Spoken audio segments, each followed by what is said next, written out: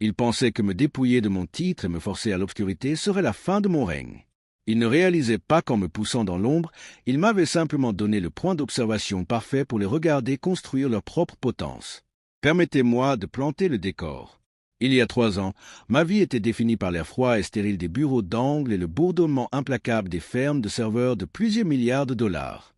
Je m'appelle Arthur Pendleton, et j'étais le fondateur et PDG de Vanguard Dynamics, une entreprise de logiciels de logistique et d'IA de pointe que j'avais construite à partir d'une start-up de garage pour en faire une puissance du Fortune 500. Je ne faisais pas que gérer l'entreprise, j'étais son architecte.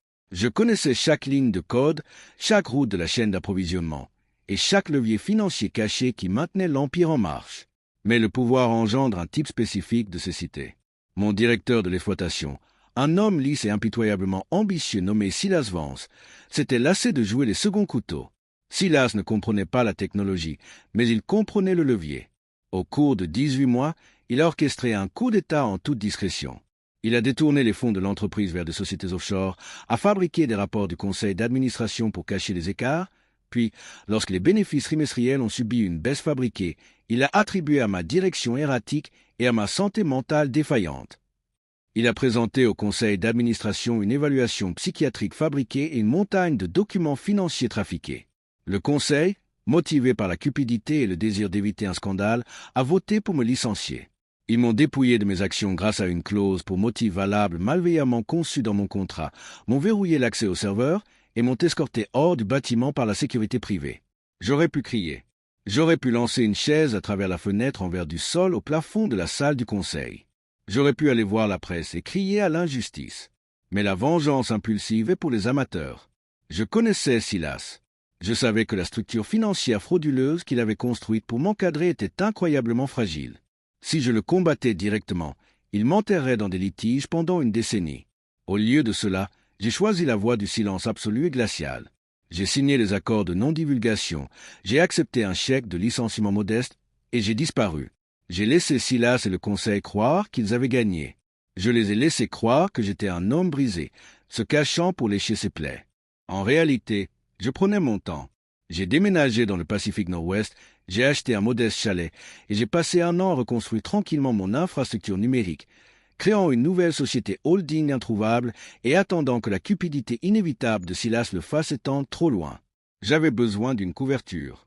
J'avais besoin de me faire discret pendant que je rassemblais les dernières pièces du puzzle. C'est ainsi que je me suis retrouvé dans la ville brumeuse et trempée par la pluie d'Okaven, debout dans la boue devant le Blackwood Inn, un domaine victorien historique et vaste qui avait connu des jours meilleurs. La peinture s'écaillait, le porche enveloppant s'affaissait sous le poids du temps, et les jardins étaient étouffés par les mauvaises herbes. Mais il avait de bonnes fondations, et plus important encore, il était loin des vautours corporatifs de la ville. J'ai frappé à la lourde porte en chêne. Elle a été ouverte par une femme qui avait l'air aussi épuisée que la maison qu'elle essayait de sauver. Elle s'appelait Clara Blackwood. Elle avait les cheveux foncés attachés en un chignon désordonné, des taches de saleté sur la joue, et des yeux qui portaient une lassitude profonde et profonde. Elle était la dernière descendante de la famille Blackwood, et elle se noyait dans les dettes. Je me suis présenté comme Arthur, un vagabond cherchant du travail. Je lui ai dit que je pouvais réparer les toits, réparer la plomberie, gérer les terrains et faire le gros œuvre. Je n'ai pas demandé un salaire élevé, j'ai juste demandé une chambre dans le grenier et de quoi manger. Clara m'a regardé, étudiant mes mains calleuses et mon comportement calme. Elle était désespérée.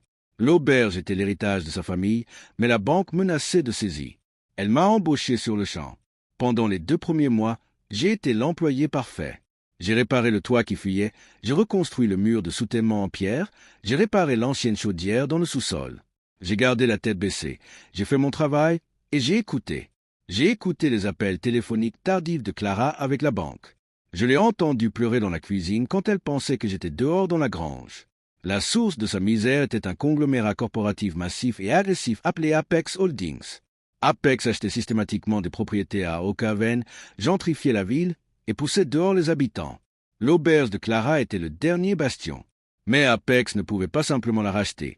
Le Blackwood Inn était protégé par une charte municipale historique, une faille juridique de 1892 qui empêchait la propriété d'être vendue à une entité corporative tant qu'elle restait une entreprise familiale exploitée. Mais Silas Vance, qui avait récemment été nommé PDG d'Apex Holdings après son succès chez Vanguard, avait trouvé un moyen de contourner cela. Apex avait découvert une clause secondaire dans la charte. Si le seul propriétaire de la propriété était jugé financièrement incapable ou si la propriété était laissée sans un héritier marié direct pour la gérer, la protection de la charte était annulée et le conseil municipal pouvait la saisir pour impôts impayés, la vendant ensuite à Apex pour des miettes. Silas avait intentionnellement racheté la dette massive de l'auberge auprès de la banque régionale. Il appelait les prêts, gelait les comptes de Clara et se préparait à la déclarer financièrement incapable. Il allait voler sa maison, tout comme il avait volé le travail de ma vie. Le point de rupture est arrivé un mardi soir pluvieux. J'étais dans la cuisine, réparant une charnière d'armoire cassée, quand Clara est entrée. Elle tenait un épais document juridique d'Apex Holdings. Elle tremblait. Elle m'a regardé, ses yeux rouges et gonflés. « Arthur » a-t-elle chuchoté, sa voix tremblante. « J'ai perdu mon travail à l'hôpital aujourd'hui. Les gens de Silas Vance ont appelé mon administrateur et leur ont dit que j'étais impassif. Je n'ai aucun revenu. La banque gèle mes comptes demain. Apex va prendre l'auberge. Je vais perdre tout ce que ma famille a construit. » J'ai posé mes outils. Je les regardais, voyant le même désespoir impuissant que j'avais ressenti dans cette salle du conseil il y a 3 ans. Mais j'ai aussi vu un esprit féroce ininterrompu. Elle n'avait pas abandonné. Elle était juste à court de munitions. « Il doit y avoir un moyen », ai-je dit tranquillement. Clara a laissé échapper un rire amer et creux. « Il y a un moyen. La charte de 1892. Elle stipule que la propriété est protégée tant qu'elle est gérée par un couple marié, assurant la lignée et la stabilité du domaine. Si je suis marié, Apex ne peut pas me déclarer financièrement incapable en tant que femme seule et vulnérable. La banque doit restructurer le prêt en vertu des lois de protection conjugale. Mais je n'ai personne, Arthur. Je suis seul. » Elle m'a regardé, une idée soudaine, désespérée, presque folle se formant dans ses yeux. Elle a pris une profonde respiration. « Arthur ? Je sais que c'est insensé. Je sais que tu n'es qu'un homme à tout faire de passage. Mais épouse-moi, et nous pouvons sauver l'auberge. Je te rembourserai chaque centime que je te dois, je te le promets. Juste, dis oui. » Je n'ai pas hésité. Je n'ai pas ri. Je ne lui ai pas dit que c'était une mauvaise idée. J'ai regardé la femme qui m'avait donné un abri quand je n'avais rien, et j'ai vu l'enclume parfaite sur laquelle je forgerais la destruction de Silas Vance. « Je t'épouserai, Clara, » ai-je dit, ma voix stable et calme. « Mais nous faisons ça à ma façon. Pas de questions sur mon passé, et quand il s'agira de traiter avec Apex et la banque, tu me laisses gérer les négociations. » Clara a accepté. Nous sommes allés chez le greffier du comté le lendemain matin. Il n'y avait pas de fleurs, pas d'invités, pas de robe de mariée. Juste un juge fatigué, un certificat signé et une promesse tranquille. Nous étions mari et femme. Silas l'a appris en 24 heures. Son réseau d'espions à Ocaven était vaste. Il a conduit jusqu'à l'auberge cet après-midi-là dans son SUV de luxe noir mat, sortant dans un costume italien sur mesure qui coûtait plus que le revenu annuel de l'auberge. Il m'a regardé, debout sur le porche dans mes bottes de travail et ma chemise en flanelle, et il a ri. C'était un son cruel et grinçant. « Arthur Pendleton », a ricané Silas, ses yeux brillants d'un triomphe malveillant. « J'ai entendu une rumeur selon laquelle tu te cachais dans cette ville maudite de Dieu, mais je ne pensais pas que tu tomberais si bas. Épouser une aubergiste en faillite? Pathétique. As-tu pensé que ce petit truc juridique m'arrêterait? Je possède ta dette, Clara. Je possède cette ville. Je vais vous enterrer tous les deux dans des litiges jusqu'à ce que vous me suppliez de prendre ce tas de bois pourri de vos mains. » Je n'ai pas crié. Je n'ai pas fait un pas en avant pour donner un coup de poing. Je l'ai simplement regardé avec la même indifférence calme et clinique que je réservais aux cadres intermédiaires sous-performants. « Tu es le bienvenu pour essayer, Silas, » ai-je dit tranquillement. « Mais tu voudras peut-être vérifier l'intégrité structurelle de ta propre fondation avant d'essayer de démolir ma maison. » Les yeux de Silas se sont aérés. Étrécé. Il a reniflé, a tourné les talons et est parti en voiture. Au cours du mois suivant, Silas a mené une campagne impitoyable de la terre brûlée contre nous. Il a coupé l'approvisionnement en eau commerciale de l'auberge en contestant les lignes municipales. Il a envoyé des inspecteurs de santé chaque semaine, essayant de trouver une seule violation de code pour nous fermer. Il a même engagé des voyous locaux pour vandaliser le jardin et casser les fenêtres. Je ne me suis pas battu avec lui dans les rues. Je ne me suis pas mis en colère. Je me suis mis au travail. Pendant la journée, j'étais l'humble homme à tout faire, réparant les fenêtres et replombant les tuyaux. Mais la nuit, quand Clara dormait, je descendais au sous-sol. J'ai installé mon ancien ordinateur portable satellite crypté. J'ai contourné les pare-feux d'Apex Holdings. J'ai creusé dans l'architecture financière que Silas avait construite. Je n'étais pas juste un homme à tout faire. J'étais l'architecte du système même que Silas utilisait. Et en creusant plus profondément dans le labyrinthe des avoirs d'Apex, j'ai trouvé le filon. Silas n'avait pas seulement volé mon entreprise, il l'avait endettée jusqu'au sol. Pour financer sa vague d'acquisitions agressives dans des villes comme Ocaven, Silas avait contracté des prêts massifs à taux d'intérêt élevés auprès d'un consortium sombre de banques offshore. Pour garantir ces prêts, il avait utilisé la propriété intellectuelle de base de Vanguard, les algorithmes mêmes que j'avais écrits comme garantie. Mais il y avait un piège. L'API était légalement liée à une fiducie spécifique et irrévocable que j'avais mise en place il y a 10 ans. Une fiducie qui nécessitait ma signature biométrique et mon autorisation personnelle pour être utilisée comme garantie. Silas avait forgé ma signature. Il avait commis une fraude électronique fédérale massive, une fraude bancaire et une fraude sur titre. Il avait hypothéqué une entreprise de plusieurs milliards de dollars sur un mensonge. Et parce qu'il avait surendetté l'entreprise pour acheter des propriétés comme l'auberge de Clara, Apex Holdings était techniquement insolvable. C'était une coquille vide, soutenue par une dette frauduleuse. Le point de rupture est arrivé le jour de la réunion annuelle du conseil municipal d'Ocaven. Silas avait convoqué la réunion pour pétitionner formellement le conseil de révoquer la charte historique du Blackwood, citant l'incapacité financière de Clara et mon manque d'actifs vérifiables. Il avait amené tout le conseil d'administration d'Apex, une flotte d'avocats et la presse locale. Il allait nous humilier en public et saisir l'auberge. La salle municipale était bondée. Silas était assis à la table de devant, l'air suffisant et intouchable. Son avocat s'est levé et a commencé une présentation longue et condescendante sur les dettes de Clara et mon antécédent mystérieux et non vérifié. Quand ce fut notre tour, Clara s'est levée. Elle tremblait, terrifiée. Mais j'ai doucement posé une main sur son épaule, je me suis levé et j'ai marché au centre de la pièce. Je ne ressemblais plus à un vagabond. Je m'étais rasé. Je portais un costume sur mesure et net que j'avais gardé dans mon placard pendant 3 ans, et ma posture rayonnait d'une autorité absolue et indéniable. « Monsieur Pendleton », a dit le chef du conseil municipal, me regardant avec scepticisme. « L'avocat de votre femme a soumis vos divulgations financières, mais elles sont hautement irrégulières. Nous avons besoin d'une preuve d'actif pour maintenir la charte. » Je n'ai pas répondu au chef du conseil. J'ai tourné mon regard directement vers Silas. « En fait, monsieur le conseiller, ai-je dit, ma voix projetant la résonance aisée et imposante d'un homme qui avait commandé des salles de conseil de milliers. La question des actifs est secondaire.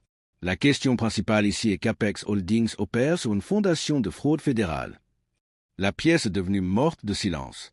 Le sourire suffisant de Silas a disparu. « C'est ridicule, » a craché Silas. « Cet homme est un PDG disgracié et licencié. C'est un menteur. » « Je suis Arthur Pendleton, » ai-je dit, ma voix coupant la pièce comme un scalpel. Et jusqu'à il y a 3 ans, j'étais l'actionnaire majoritaire et PDG de Vanguard Dynamics, la société mère qu'Apex Holdings a secrètement acquise en utilisant une garantie frauduleuse. J'ai atteint ma mallette et j'ai sorti un dossier épais et fortement ongleté. J'ai marché jusqu'à la table du conseil et je l'ai laissé tomber avec un bruit lourd. Ce sont les registres financiers vérifiés et authentifiés par blockchain de Vanguard Dynamics, ai-je dit en m'adressant à la pièce, mais en gardant mes yeux verrouillés sur Silas, dont le visage se vidait rapidement de sa couleur. Comme vous pouvez le voir à la page 20, Silas Vance a utilisé des autorisations biométriques forgées pour engager les algorithmes d'IA de base de Vanguard comme garantie pour les prêts d'acquisition d'Apex. C'est une violation classique du Digital Millennium Copyright Act, de la fraude électronique fédérale et de la fraude sur titre. Les algorithmes sont légalement verrouillés. Apex ne possède pas la technologie qu'ils vendent à leurs investisseurs. L'entreprise ne vaut rien. Les avocats d'Apex ont saisi frénétiquement le dossier, feuilletant les pages.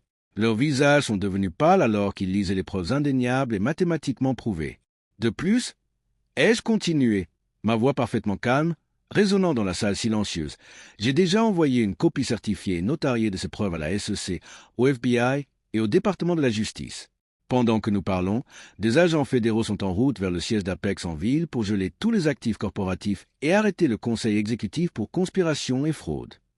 Silas s'était lancé, le visage rouge de rage, ses mains serrées en poing. « Tu m'as tendu un piège. Tu mens. Je vais te détruire. » J'ai fait un pas en arrière calmement, mes yeux verrouillés sur les siens avec une autorité absolue et glaciale. « Je ne t'ai pas tendu un piège, Silas. J'ai juste attendu que tu trébuches sur ta propre cupidité. Tu as essayé de voler un héritage que tu n'as pas construit, à une femme que tu ne respectais pas.